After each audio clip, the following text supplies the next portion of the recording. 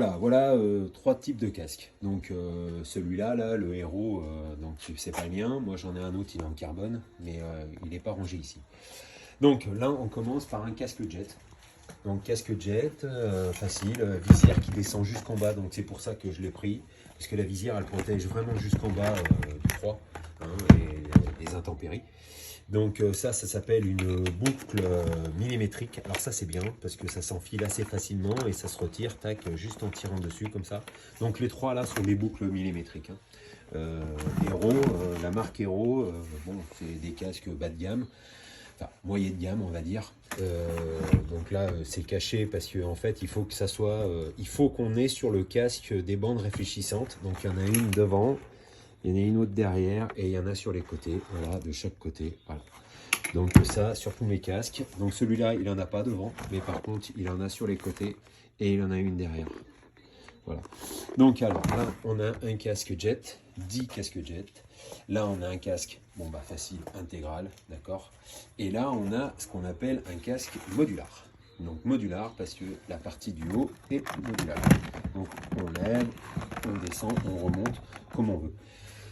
Bon, sur ces trois casques, voilà, si on débute la moto par exemple, hein, moi je parle pas de cyclo, hein, je parle de moto à deux par exemple, combien on est pour passer le permis. Donc moi je déconseille le jet, déjà d'entrée de jeu, parce qu'il n'a pas la mandibule là, hein, ce qu'on appelle ça s'appelle une mandibule.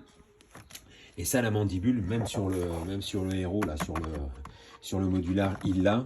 La mandibule c'est hyper important, surtout quand on débute, parce que quand on débute on est susceptible de chuter. Donc celui-là par définition je l'enlève. Si on débute, voilà. Si par exemple si c'est un scooter ou un petit 125 scooter, c'est pour faire que de la ville machin, bon à la limite on peut acheter un casque jet. Mais le jet ça sera vraiment pour pas faire de vitesse quoi. C'est vraiment voilà, parce que un casque jet comme ça à haute vitesse, je peux vous garantir que si vous embrassez le sol, vous allez avoir du dégât. Donc bon c'est pas quelque chose que je souhaite hein, mais bon voilà quoi. Donc moi je conseille un des deux. Donc voilà, pour ma part moi j'ai débuté avec ça, un intégral. Bon, un intégral, ça s'enfile. C'est assez simple. Voilà, il faut les deux lanières, on les tire légèrement sur le côté et puis on passe sa tête. Bon, pour l'achat, je vous explique pas. Vous allez directement dans un magasin. Vous aurez affaire à des vendeurs ou vendeuses. Ils sauront mieux vous expliquer que moi, pas concernant les tailles, etc. Après, voilà, ce qu'il y a d'intéressant sur un casque intégral, c'est qu'une fois qu'on l'a enfilé et fermé par la boucle, hein, on a juste ça à gérer. Voilà, la visière et puis une visière à l'intérieur. Bon, celui-là, la visière à l'intérieur, elle est là sur le côté, tac. Donc ouais, c'est stylé. Voilà, tac. C'est assez facile d'accès. Donc ça, c'est vrai que pour un choix d'un casque, c'est important d'avoir plusieurs possibilités de visière. Il y a un pin lock qui est derrière, donc ça le pin lock c'est pareil, hein, c'est l'indispensable de tout. Même celui-là il en a un pin lock, hein. Même le jet, j'en ai un pin lock sur le jet. Donc pin lock c'est quoi? C'est une petite visière amovible en plastique qui se met par des petites attaches déjà existantes sur la visière, donc il faut qu'il soit on va dire que ça s'accorde, hein. Si elles y sont pas, forcément on peut pas mettre de pin lock. Mais bon ça, le vendeur il le dit. Et puis bah ça évite la buée. Tout simplement quand ça pleut, quand il fait mauvais l'hiver, etc. Bon, moi j'ai des lunettes, donc c'est vrai que ce Shark, voilà, avec les lunettes, bon il a le passage, hein, ça ils ont des passages en général fait exprès, donc à cet endroit là il y a de la mousse qui manque pour que justement au niveau des branches des lunettes ça soit plus facile. Donc après ça c'est au feeling, mais c'est vrai que pour débuter, que ce soit un intégral ou un modular, bon j'aurais à choisir, j'aurais pris le modular. Bon celui-là c'est pas le mien, c'est celui de mon gamin. J'y suis venu au modular, j'ai pris un modular en carbone, un AGV, c'est vraiment plus léger et c'est vrai que c'est pas mal quoi. Bon, voilà, là j'ai fait un peu le tour des casques, je vais approfondir un peu le truc en disant que bon bah il y a de l'aération ou pas, on peut ouvrir devant ou pas, Voilà. Le modular, bon, en général, ils ont des systèmes qui sont un peu plus simples.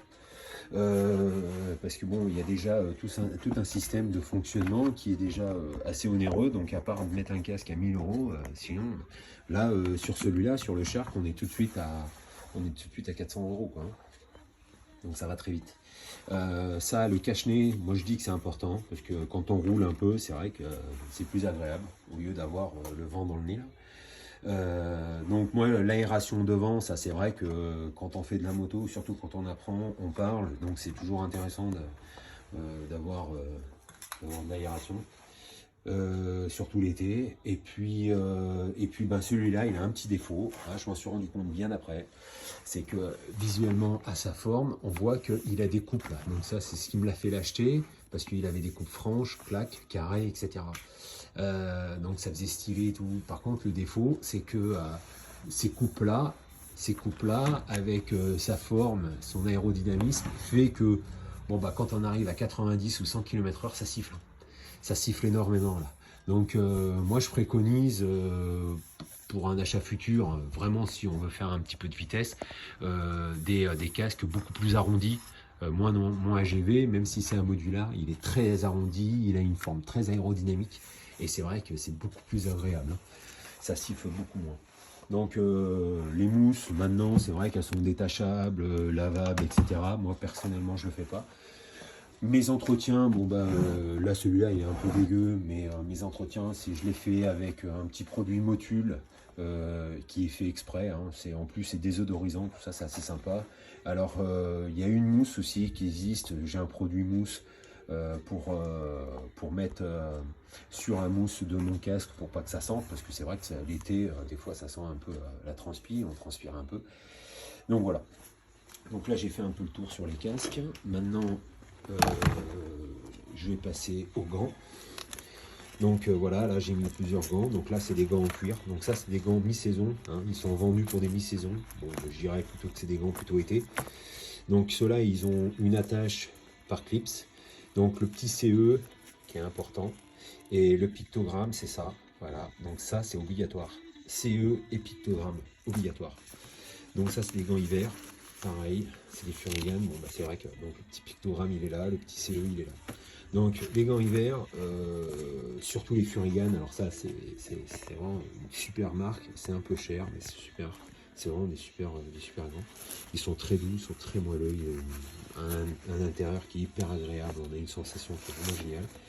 Et puis bon, ils sont quand même relativement assez fins. Bon alors pourquoi des gants hiver? Parce que les gants hiver ils sont beaucoup plus larges par rapport à les gants été, hein, voilà. Ils sont beaucoup plus grands. Donc en général, on les passe par-dessus son blouson, hein, et au niveau des manches, de l'encolure, hein, à la poignée. Donc là, voilà, j'en ai deux. Et puis là, bon ben j'ai d'autres gants. Donc ça c'est des gants plus pour mon XL. Donc ça c'est des Bearing. Bon, Bearing c'est une bonne marque aussi. Ceux-là ils commencent à avoir un petit peu de la bouteille, hein. Ça fait pratiquement 2 ans que je les ai. Petit défaut, c'est que même s'ils ont les trucs là pour un smartphone, c'est pas génial, hein. Celui-là il les a pas, donc là c'est même pas la peine de toucher son smartphone, machin. Celui-là non plus. Voilà, donc c'est vrai que ça, si j'avais à changer, je prendrais des gants qui sont compatibles avec les écrans de téléphone. Voilà, surtout Apple là, c'est pas mal. Bon alors maintenant. Ça va bien avec les casques. Alors ça, c'est une polaire. Un tour de cou polaire. Donc tour de cou, moi je sais que je suis assez sensible au niveau des angines, etc. Donc j'évite de prendre froid. Donc les tours de cou, ça en existe de toutes sortes, hein. Voilà. Donc là, j'en ai mis un en polaire. Mais toi, tu peux les avoir aussi en simple fibre fine, etc. Donc là, moi j'aime bien. Ça va bien avec ce casque-là. Là. C'est pour ça que c'est l'ensemble avec la paire de gants, tu vois, ça va sur cette bécane là, tu vois, le petit 600 XL. Voilà, donc l'ensemble il va bien ensemble. Donc ouais, donc les tours de cou, moi je dis que c'est important. Bon là celui-là c'est un Alpinstar, voilà, il se met comme ça pour que ça soit clair. C'est un Alpinstar, donc après tu as la possibilité aussi de mettre une cagoule.